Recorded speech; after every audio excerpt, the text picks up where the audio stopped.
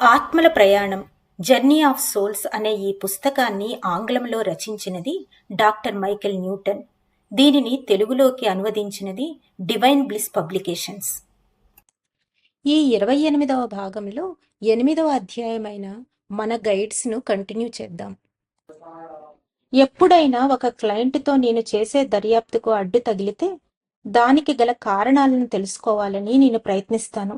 ఇలా సమాచారాన్ని తెలుసుకోనివ్వకుండా అడ్డు తగిలే గైడ్స్తో నేను చిన్న సమాచారం కోసం కూడా పోరాడవలసి వస్తుంది. కొందరు మాత్రం సెషన్స్లో నాకు చాలా స్వేచ్ఛనిస్తారు. వారి సంరక్షణలో ఉండే వ్యక్తుల సమస్యలను నేను ఎదుర్కొనే విధానానికి అడ్డు తగిలే హక్కు వారికి ఉంది అనే విషయాన్ని నేను ఎప్పుడూ మరిచిపోను. నిజానికి వారి సంరక్షణలో ఉండే వారితో కేవలం కొంతసేపు మాత్రమే నేను పనిచేస్తాను. నిష్కర్షగా చెప్పాలంటే సెషన్ మొదట కొంత సహాయపడి తరువాత నా సబ్జెక్ట్ జ్ఞాపకాలను అడ్డుకునే గైడ్స్తో పనిచేయడం కంటే వారితో ఏ సంబంధము లేకుండా ఉండేందుకే నేను ఇష్టపడతాను. గైడ్స్ సమాచారం అందనివ్వకుండా అడ్డుకునేందుకు సెషన్లో సబ్జెక్టుకు ప్రస్తుతం ఇస్తున్న మానసిక దిశానిర్దేశాన్ని ఆపడానికి అతీతంగా మరేదో కారణం ఉంది అని నేను నమ్ముతాను. ఆత్మల ప్రపంచం గురించిన తాజా సమాచారం కొరకు నేను ఎప్పుడూ వెతుకుతూ ఉంటాను. ఒక గైడ్ నా ఒకానొక సబ్జెక్టు గత జన్మల సమాచారాన్ని అందించేందుకు వారి జ్ఞాపకాలను ధారాళంగా అందుకోనివ్వచ్చు. కానీ అదే గైడు నేను ఆ సబ్జెక్టు వేరే గ్రహాలపైన గడిపిన జీవితాల గురించి, లేదా ఆత్మల ప్రపంచం యొక్క నిర్మాణం గురించి, లేదా ఏకంగా సృష్టి గురించిన సమాచారాన్ని రాబట్టేందుకు ప్రయత్నించినప్పుడు అడ్డుకోవచ్చు. గైడ్స్కు ఏది సరి అయినది అనిపిస్తే దానిని అనుమతిస్తారు అనే దానికి నిదర్శనంగా నేను చాలా మంది నా సబ్జెక్టుల నుండి ముక్కలు ముక్కలుగా మాత్రమే ఆధ్యాత్మిక రహస్యాలను సేకరించగలిగాను. నేను నా సబ్జెక్టులతో వారి గైడ్లతో పనిచేస్తూ సమాచారాన్ని రాబట్టేటప్పుడు నా గైడ్ కూడా నాకు సహాయపడుతున్నాడని నేను భావిస్తాను. మన టీచర్లకు మన పట్ల కలిగే చిరాకు మరి మనల్ని వదిలించుకునేంత స్థాయి వరకు ఎప్పుడూ ఉండదు. కానీ ఎవరైనా స్టూడెంట్లు వారి సమస్యలకు గల పరిష్కారాన్ని తెలుసుకునేందుకు ప్రయత్నించకపోతే అటువంటి వారికి అందుబాటులో అంత ఎక్కువగా ఉండరు. గైడ్స్ మనం అత్యున్నతంగా ఎదగాలని కోరుకుంటారు. కాబట్టి అవసరమైన కొన్ని లక్ష్యాలను చేరుకునేందుకు మనం బాధపడుతూ ఉన్నా మనం దాన్ని అధిగమించేంత వరకు వారు వేచి చూస్తూ ఉండిపోతారు. జీవితం అందించే అవకాశాలను పూర్తిగా అందిపుచ్చుకునేందుకు మనలో తగిన పరివర్తన రానంత వరకు మన గైడ్స్ మనకు సహాయం చేయలేరు.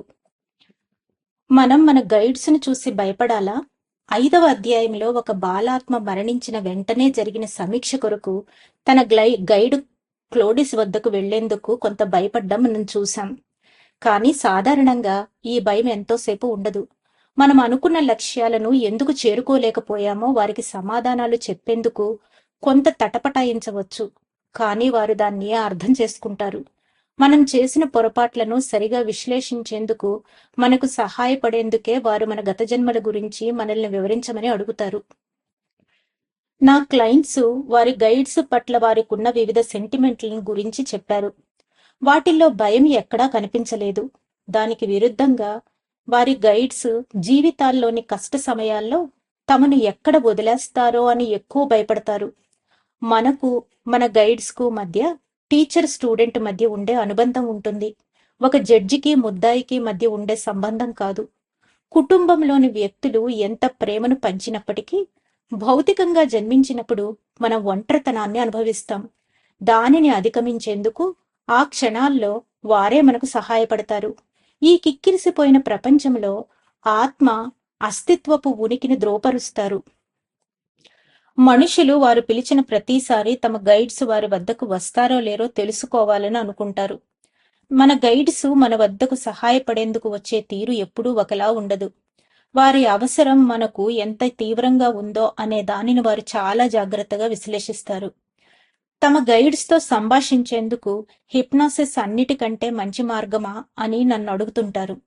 ఎందుకంటే ఈ పద్ధతి ఆధ్యాత్మిక సమాచారాన్ని చాలా వివరంగా సేకరించేందుకు ఎంత శక్తివంతమైనదో, ఎంత ప్రభావవంతమైనదో నాకు తెలుసు. కాబట్టి సహజంగా నేను హిప్నాసిస్ వైపు మొగ్గు చూపుతాను. కానీ ఒక సుశిక్షితుడైన హిప్నటిస్టుతో రోజువారీగా అలా చేయడం కుదరదు. అందుకే దీనికంటే ధ్యానం, ప్రార్థన ద్వారా చేతనావస్థ అభివృద్ధి చెంది ఆత్మలతో సంభాషించగల మాధ్యమాలతో అలా చేయడం కుదురుతుంది. వేరే వ్యక్తి ద్వారా హిప్నటైజ్ కావడం అంటే భయపడే వారికి తమ ఆధ్యాత్మిక జీవితాల్లోనికి ఇతరులను జోక్యం చేసుకోవడం ఇష్టం లేని వారికి స్వీయ హిప్నటైజేషన్ ఒక అద్భుతమైన ప్రత్యామ్నాయం. పద్ధతి ఏదైనా మనందరికీ ఉన్నత చైతన్య స్థితి నుండి ఆలోచన తరంగాలను సుదూరంగా పంపగలం. వేలిముద్రల్లా మన ఆలోచనలు కూడా ప్రతి మనిషికి ప్రత్యేకంగా ఉంటాయి. వాటి ద్వారా మన గైడ్స్ మనం ఎక్కడున్నామో, ఎలా ఉన్నామో తెలుసుకోగలరు. మన జీవితాల్లో, ముఖ్యంగా కష్ట సమయాల్లో చాలా మందికి వారిని ఎవరో దగ్గరుండి గమనిస్తున్నారని అనుభూతి చెందుతారు. మనం ఆ శక్తిని వర్ణించలేకపోవచ్చు, కానీ అది మాత్రం ఖచ్చితంగా ఉంది. మన ఉన్నత శక్తిని చేరుకునే నిచ్చెనలో మొదటి మెట్టు మన ఆత్మను చేరుకోవడం. ఒక భగవత్ స్వరూపంతో మనం చేసే భావప్రసార మార్గాలన్నింటినీ మన గైడ్స్ ఈ మెట్టు నుండే పర్యవేక్షిస్తారు. నిచ్చెనలోని పై మెట్ల నుండి వారు మన గైడ్స్ను చేరుకోగలరు. ఈ నిచ్చెన మొత్తం దివ్యశక్తి ప్రసారానికి ఒక పైపులాగా పనిచేస్తుంది. ఈ నిచ్చెన అంతా ఒకటిగా పనిచేస్తుంది. ప్రతి మెట్టు ఇందులో ఒక భాగమే. తమ ప్రార్థనకు స్పందించి సహాయం అందించేందుకు వారి కొరకు పనిచేసే వారి స్వంత ఉన్నత శక్తి స్వరూపం ఒకటి ఉంటుందనే విశ్వాసం కలిగి ఉండడం చాలా ముఖ్యం. అందువలనే మన ఆధ్యాత్మిక, ప్రాపంచిక జీవితాల్లో గైడ్స్ అవసరం అత్యంత ప్రముఖమైనది. మనం ప్రశాంత స్థితిలో ఏకాగ్రత కలిగి ఉన్నప్పుడు మన అంతర్వాణి మనతో సంభాషిస్తుంది. ఒకవేళ మనం కావాలని దానిని వినాలని కోరుకోనప్పటికీ, అది వినిపించినప్పుడు దానిని నమ్మాలి. సైకాలజిస్టులు చేసిన సర్వేలో ప్రతి 10 మందిలో ఒకరు తమకు తరచుగా అవసరమైన, అనుకూలమైన సందేశాలు పంపించే అంతర్వాణి వినిపిస్తుందని ఒప్పుకున్నారు.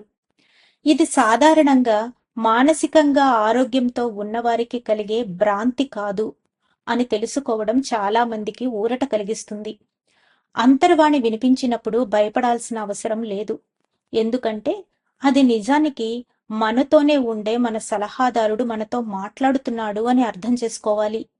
అంతర్వాణి ద్వారా మనం తరచుగా వినే స్వరాలు మన గైడ్స్వి అయి ఉంటాయి. వేరువేరు ఆత్మల కోసం పనిచేసే గైడ్స్ మానసిక సందేశాలను వారికి పంపేందుకు కలిసి పనిచేస్తారు.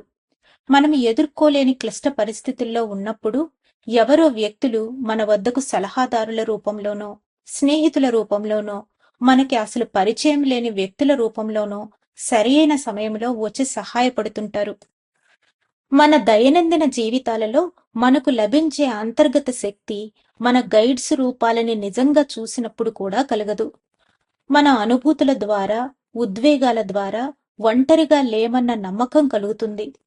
మౌనంగా ధ్యానం ద్వారా అంతర్వాణిని వినేందుకు ప్రయత్నించేవారు ఏదో ఒక అతీత శక్తి తమ కోసమే వ్యక్తిగతంగా సహాయాన్ని, ఓదార్పును అందిస్తుందనే అనుభూతి చెందాము అని చెప్పారు.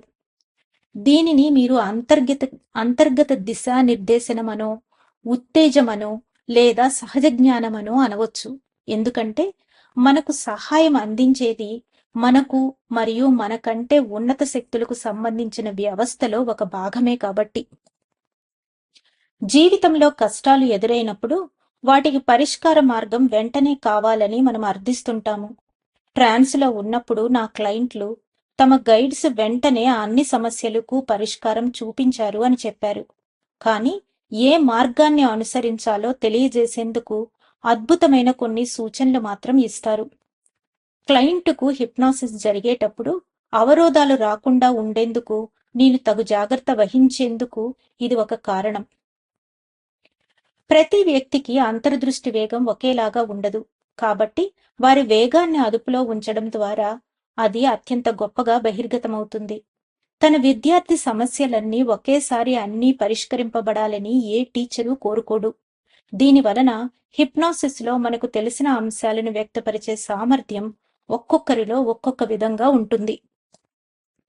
మీ ఉన్నత ఆధ్యాత్మిక శక్తి నుండి సహాయం కోరుకునేటప్పుడు వెంటనే మార్పు రావాలని కోరుకోవడం మంచిది కాదు అని నా అభిప్రాయం. మన జీవితంలో ఎంతవరకు విజయం సాధిస్తామనేది మన ప్రణాళికను బట్టి ముందుగానే ఊహించవచ్చు. కానీ కొన్ని నిర్దిష్ట లక్ష్యాలను చేరుకునేందుకు ఇతర మార్గాలను కూడా ఎన్నుకోవచ్చు. గైడ్స్‌ని సహాయం అడిగేటప్పుడు జీవితంలోని తర్వాత అంశాన్ని గురించి అడగడం మంచిదని నా సలహా. ఇలా అడిగిన తరువాత ఊహించనివి జరిగినా వాటికి సిద్ధంగా ఉండాలి. పరిష్కారానికి వివిధ మార్గాలు ఉంటాయని అర్థం చేసుకొని వాటిని అందుకునేందుకు తగిన విశ్వాసం, వినయం కలిగి ఉండాలి. శారీరకంగా ఉన్నప్పుడు ఉద్వేగంతో మనం అనుభవించే దుఃఖాన్ని మరణించిన తరువాత ఆత్మరూపంలో అనుభూతి చెందము. కానీ ముందుగానే తెలుసుకున్నట్లు ఆత్మలు ఎటువంటి భావాలు లేకుండా ఉంటాయని కాదు. జీవితాలలో మనం సరియైన ఎంపిక చేసుకోక మనం బాధలను అనుభవిస్తున్నప్పుడు ఒక ఉన్నత స్థితి నుండి మనల్ని గమనిస్తూ ఉండే శక్తులు కూడా బాధపడతాయి. వారి ఈ బాధను నేను ఆధ్యాత్మిక బాధ అని అంటాను. మనం విపరీతంగా బాధపడుతున్నప్పుడు మన సోల్మేట్స్, ఇతర సహచరులే కాదు, మన గైడ్స్ కూడా తప్పకుండా దిగులు పడతారు.